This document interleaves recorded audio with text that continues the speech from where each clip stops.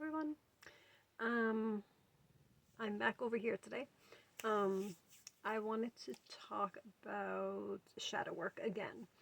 Um, Sometimes when people talk about shadow work and they talk about getting triggered, it's a very negative thing. Um, and I've actually had this conversation um, with my counterpart, and he doesn't enjoy getting triggered at all. And I think that's the way most people feel about that. Which for me is really interesting. I remember sitting in church and them having discussions about fasting, and a lot of people don't enjoy fasting. I enjoy fasting. I do it normally once a month, except on the solstices when I fast the day before, the day of, and the day after. So it's a 3-day fast, which is not required.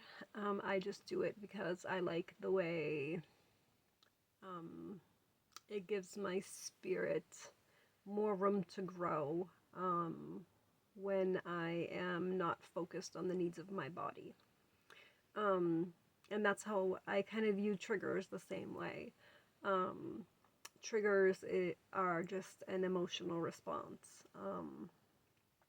So if we take a step back from the emotion and we look at them logically, there's actually no reason at all to be upset about those things.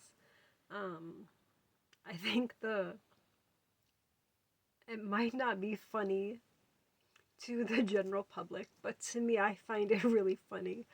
Um, when people are like, "Ooh, you're triggering me," and they just start getting like so very focused on whatever somebody is doing, and it could be the most harmless, um, innocent thing, just like tapping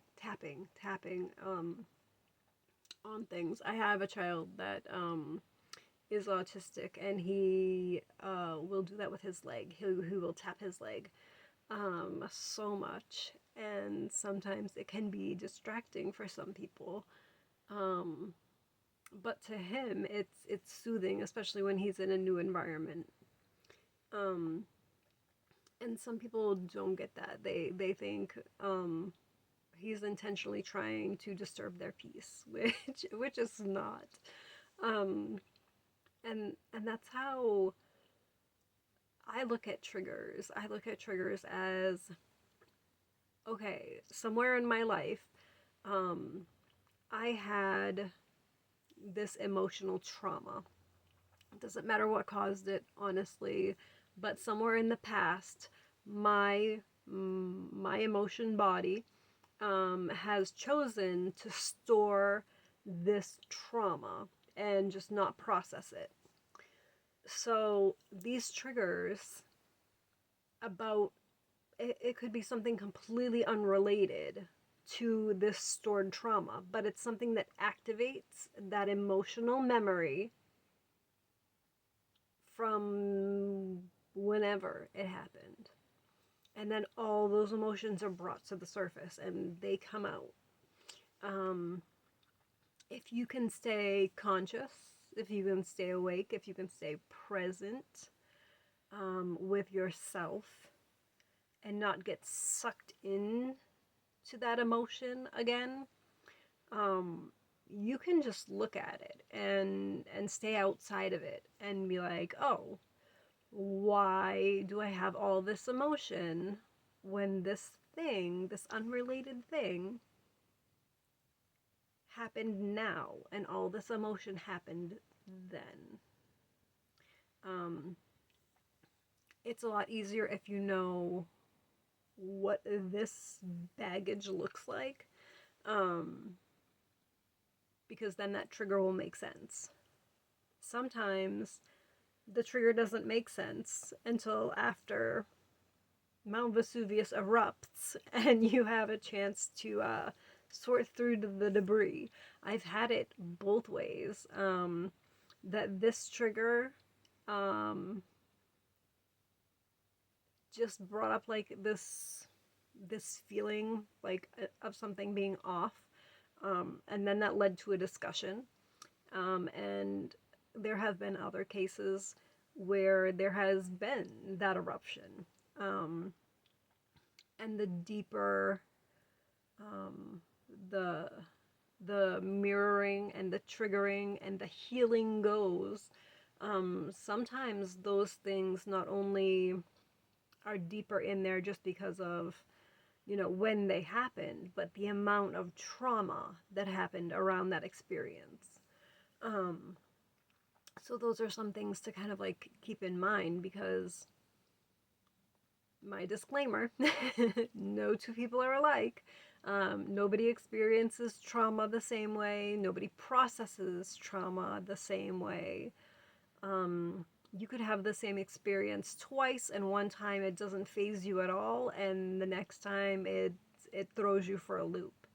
Um, or vice versa. The first time it throws you for a loop, and then you kind of get your bearings, and when it happens the second time, you're not reactive. Um, so it just completely depends on the individual. And um, like learn you. You're the most interesting puzzle there is on the face of the planet.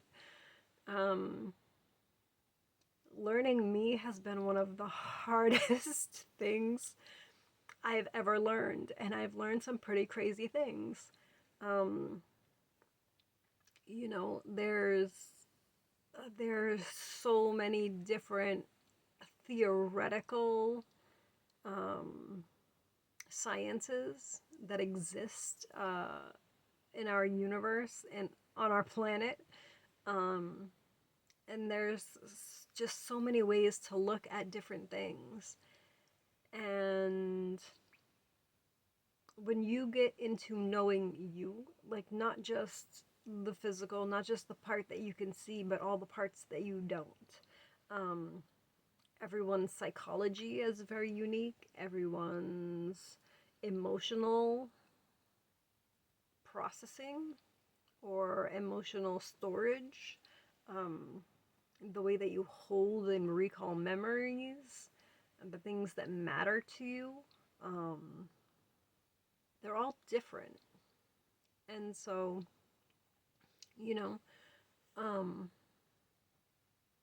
we're going to have different ways of processing those things. And the point is to learn how it happens easiest and best for you, and to then go out and do those things. Like, maybe if you have an experience that's specifically traumatic and you write it down and you kind of like look through it and you're like, okay, do I still feel any pain about this? Maybe you do. Maybe it's something that you can heal on your own. Maybe it's something that you need to talk through. Um, but it's always gonna be about your experience, um, and the way that you go through things. So, just because Fred down the street from me, can just go jogging and do that like for 3 days, and he has recovered from his trauma. He has spent a sufficient amount of energy um, processing that trauma. Just because that works for Fred down the street does not mean that that's going to work for me. And just because, like, I can, cry through a lot of those painful things doesn't mean that everybody can. When I was younger, I would not cry to save my life. I was like, nope. Um, my mom could put me over her leg and beat me, and throw me on the floor, and I just get up and walk to my room. I didn't even care. I was like, nope, I was completely numb. Like, I had to be just to survive that. But that doesn't mean that that's the best coping mechanism for me now. Um, Actually, probably the inverse. It probably means that I have a lot of trauma around that from not expressing my emotions and kind of stuffing them down to not give her the satisfaction. Um, but that's another story. um, so I think the biggest thing that I want you guys to take away from this video, if it's the only thing that you take away, it's that, you know, things can look one way. Like, you can think triggers are a bad thing, but they're not. If you use them, they can help you heal. And you just have to give yourself space to do that. Um, and triggers are usually about yourself. It's not about the person or the thing that's triggering you. Um, I drive on the highway frequently, and people cut me off all the time, and I don't get mad. If if they cut in front of me and slam on their brakes, that is a little annoying. But I'm not one of those people that's gonna like beep my horn and be obnoxious and, you know, get all up in my ego about it and be like, oh, why are you doing this to me? It's not about me. They would have cut in front of somebody else if I was anybody else. So it's not something that was done directly to me. Why do I need to get upset about it? Is it going to help anything? Probably not. It could make somebody really mad and then they could start driving more erratic. Um, so I just tend to kind of take things as they come and not take it personally, um, especially when triggers are involved. It's so funny when somebody comes to you and they're triggered and you're not, and you just stay outside of your emotion, and they can be spouting and spouting and spouting and spouting. And I know, I was just reading A New Earth by Eckhart Tolle, and he was talking about that. That there was a woman that came to him and she was complaining and complaining and complaining. And when she finally finished, sometime later, um, she just looked at him and said, none of that really matters, does it? And the answer is no. So why are we going to give our focus and our energy to things that don't even matter in the first place? Um, I can go outside, I can play with my kids, like that stuff is worth my energy.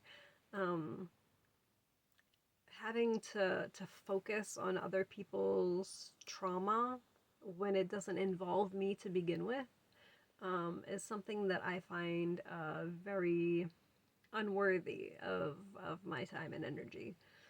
Um, that's not to say that I won't listen or be there as a mirror for somebody who needs it. But I am not going to invest energy into somebody else's trauma. I am not. I'm not going to feed it.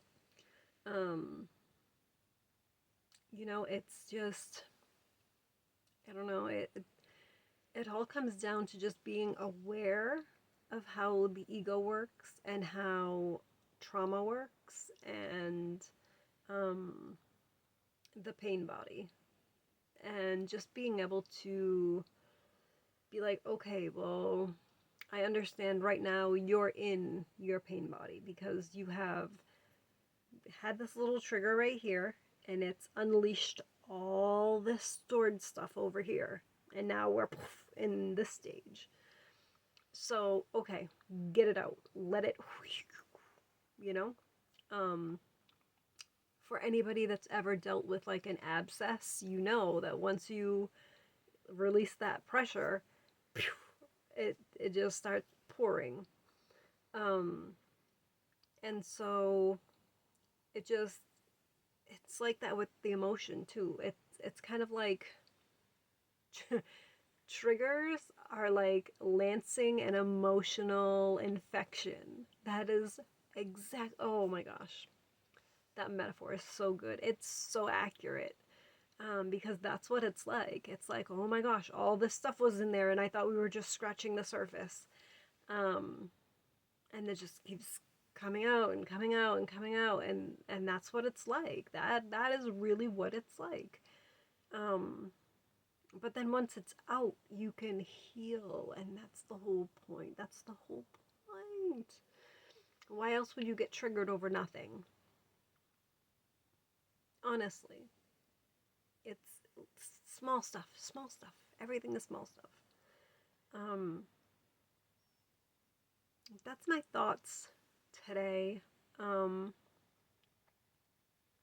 and I know I want to talk more about just doing shadow work and about the different aspects. And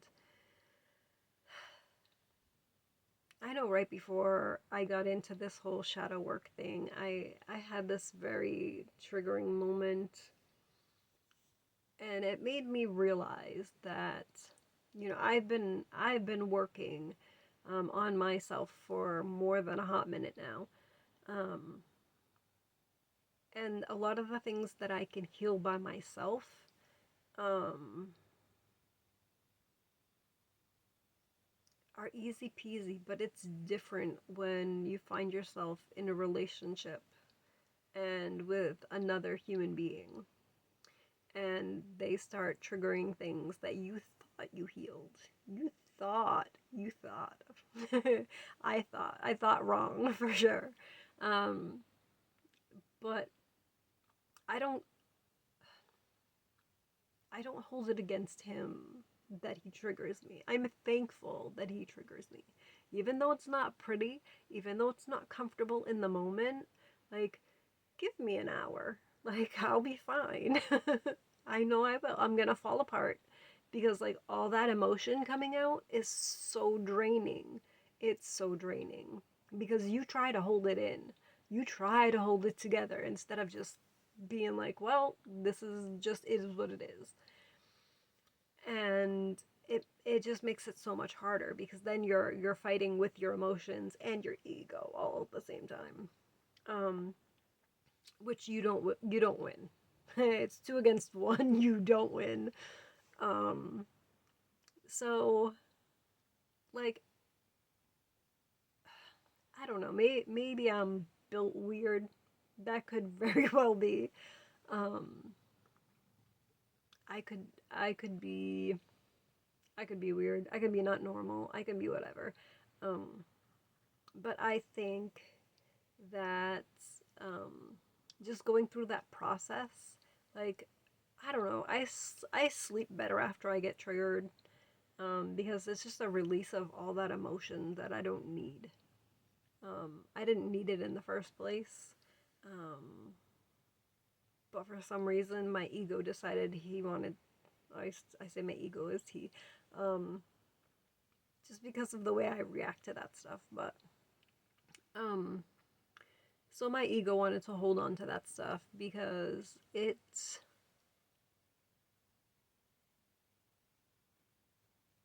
holds on to it because it feels safer. It feels safer to be like, yeah, this is what people do to us. This is how they are. We don't trust people.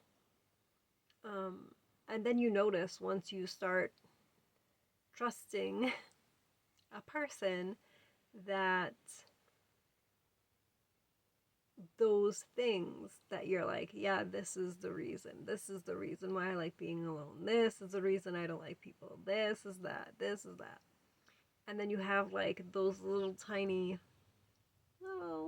triggers, and it will push up all this stuff. Um, like a snowplow in the winter. It looks like a little tiny bit of snow, but once you get it all you know, in the same place, all pushed into one spot, it adds up quick. Um, so anyhow, you guys take it slow. Um, you know, focus on the things that you're able to make choices about that stuff now. Do you want to hold on to it? Do you want to let it go? What's going to serve you and where you want to be in your life? What's going to serve you best? For me, it's not holding on to that shit. I'm gonna let it go. Let it go. I'm gonna be like Elsa. Be like Elsa. All right. I'm gonna leave this video here, or it's gonna cut me off. Um, I love everybody, all you guys. I hope everybody's having an amazing week. Um, I hope any of this information helps. If you have any questions, comments, concerns, whatever have you, just leave me a message. I'll definitely write you back. Okay? Talk to you guys later.